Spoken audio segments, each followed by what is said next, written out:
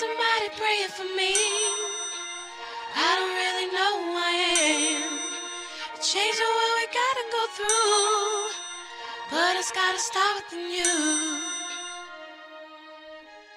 Difficult decisions.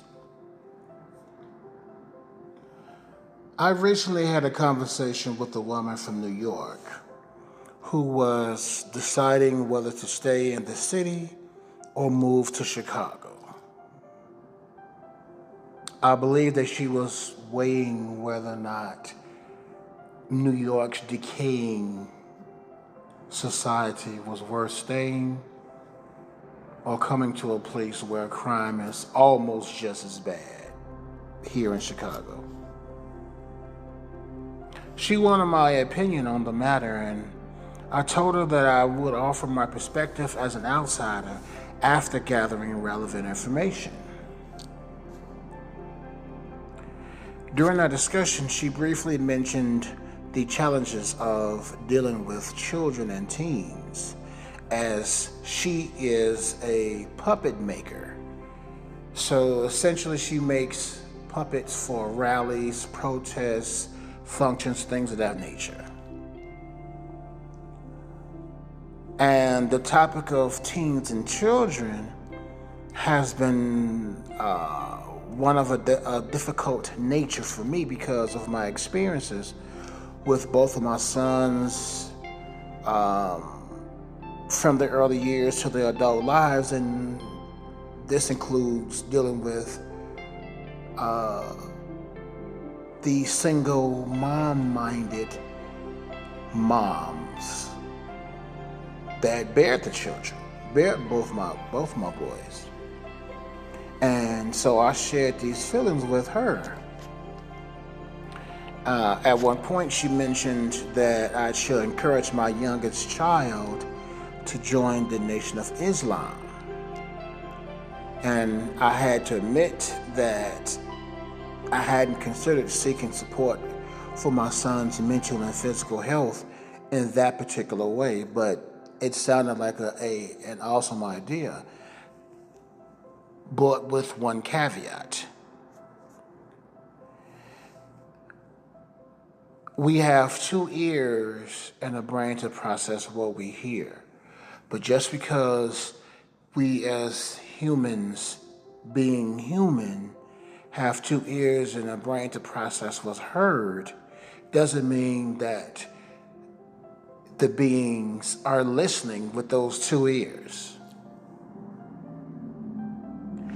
And I had figured that by me being more of a father than my dad was, speaking directly to my sons, hoping that my own successes, including material possessions, introducing him to people outside of the street life, and my verbal and financial support would help both of them steer them away from the perils of street life. In particular, my second born, because he was the one who was shot 9 times dealing with nonsense of the street life. And it seems that my efforts alone are not enough to help him or help either one of them out of the darkness and away from negative influences, including their moms. I know this statement might sound controversial, but I believe it's important to speak the truth, no matter how difficult.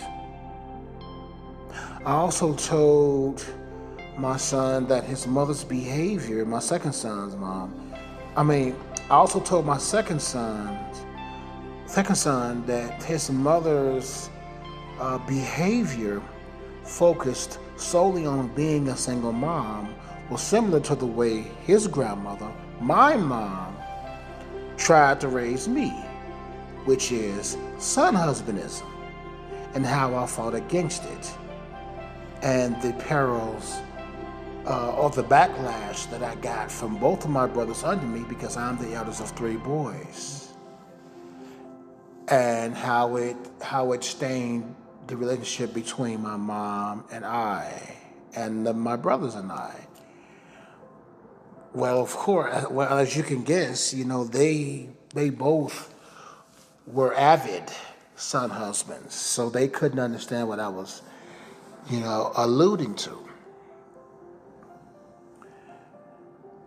This realization led me to understand certain things through difficult experiences, including recognized lies, deceit, and manipulation, which are important life lessons that's that's done during the indoctrination of son husbandism. These experiences have taught me the importance of being aware of such behaviors, not only in family and friends, but also in the broader world. Without this awareness, unnecessary turmoil can persist throughout life. So, for this and many other reasons, I have decided to love them from a distance until they show that they want more from life. As difficult as that decision is, I must protect myself from harm, no matter who it is. And that's the reality.